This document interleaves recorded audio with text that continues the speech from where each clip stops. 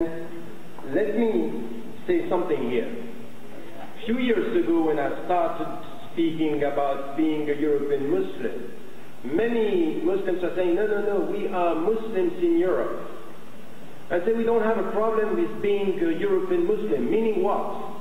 Meaning that yes, we are Muslim, yes, we are European, and does it mean that we have connection, you have connection with Turkey and the Turkish culture, I have connection with the Egyptian culture, I have multiple identity. I don't have a problem with this.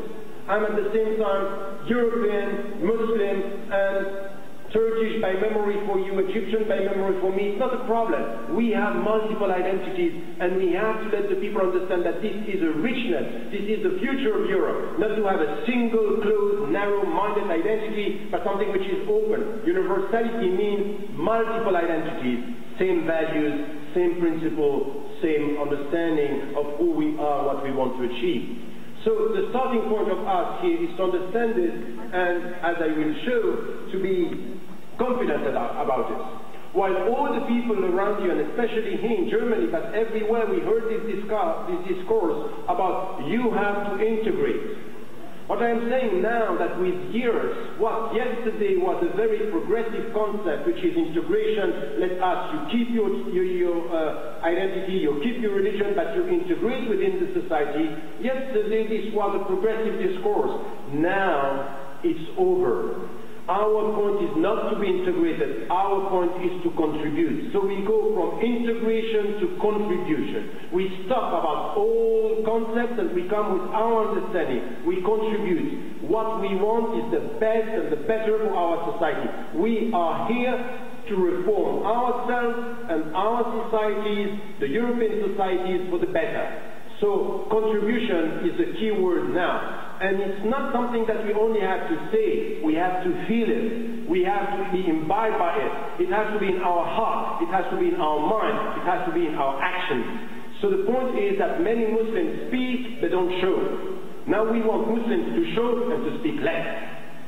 To be more active in there. And students here have a very important responsibility, because all of you here, you should understand that many Muslims around the world, many human beings around the world, they don't have just the opportunity to study. You can study. Contribution is our distinction in ethics. So we are now dealing with this global crisis. Students to study this and to say what are the views, the vision that we can come with Islamic ethics in economy, Islamic ethics in medicine, Islamic ethics in society, social justice. What are you doing for solidarity? What are you doing to help the poor people? All the poor people, not only the Muslims. We are here to serve all the people. So we have to come with this contribution. A student, a Muslim student, is getting knowledge, serving the people. Not only getting knowledge to get degrees, is I get degrees to serve the people. I come back. I come back to the people. I'm here to serve the people. I'm not here to serve myself. So if at the end of the day the only thing which matters for you is your income and your money, you are lost. You will be rich and poor. Rich with money, poor with spirituality. And what we want is richness. Allah, when the Prophet is Allahumma nas'aluka at-tuqa wal-'afafa wal-ghina. Al-ghina, all the scholars are saying is al-ghina, richness is a spiritual dimension, not only the money. So this is why you have to understand that we need students now to understand this. What is your ethical contribution? In which way you are serving? What is the place of the poor in your society, in your life? What is the place of the people who are not here today, who are not being able to study? Are you serving them or are you forgetting them? If you forget them, it means that you have forgotten something from what is Islam, what Islam is all about. لا يؤمن أحدكم حتى يحب لأخيه ما يحبه لنفسه. It means that you have not completed the whole faith if you don't want for your brothers and sisters what you want for yourself. Meaning by this you have to show, to look after the people, to care about them. Muslims and non-Muslims. In Nawawi, Sheikh Nawawi, when he was commenting this hadith, was saying, human being, my brother in humanity, not only my brother and sister in Islam, in humanity. So my conclusion here is really to ask you to look at the society where you live, to face these fears of the people, to respect their fears, to look at mistrust and to say what I can do. And then to know that there are political groups that are going to play. Never forget your brothers and sisters at the international level. Never forget the Palestinians. Never forget all the oppressed people, by the way, not only the Muslims. All the oppressed people are your brothers and sisters in humanity. All the oppressed. We are not here only to support our brothers in Islam, we support our brothers in humanity when they are oppressed.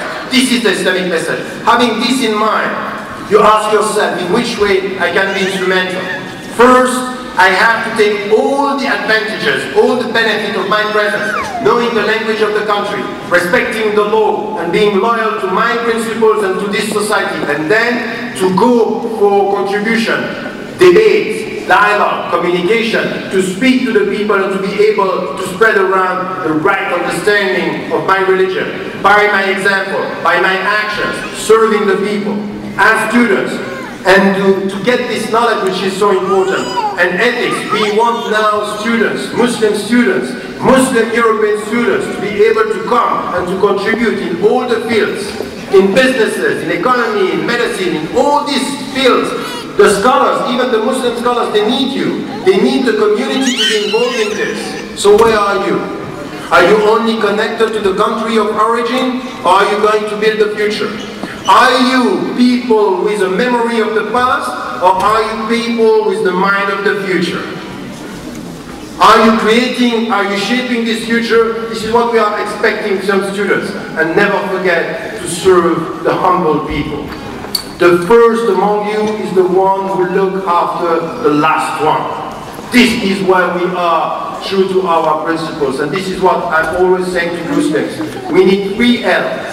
I told you about the 3 L's and 7 C's. The first one is confidence. Be confident. It means your spiritual education. Second one is consistency. Consistency is implement what you are talking about. You have values, show your values in your actions. Third one is communication. Talk to the people. That's good that you are 3,000 Muslims here today. I have a question. What are you going to do tomorrow? What are you going to do the day after tomorrow? When you are in this society, to remain among yourselves, or are you going to talk about the people? Are you communicating, yes or no? How do you want the people to know who you are if you don't talk to them? What is your responsibility? If you have the language, you have to talk to the people outside. Communication is central. You want to lighten the fears and the mistrust, talk to them. Be the one when the Muslims come to you and say, you know what, I trust you. Why do they trust you? Because you show that you are trustfulness.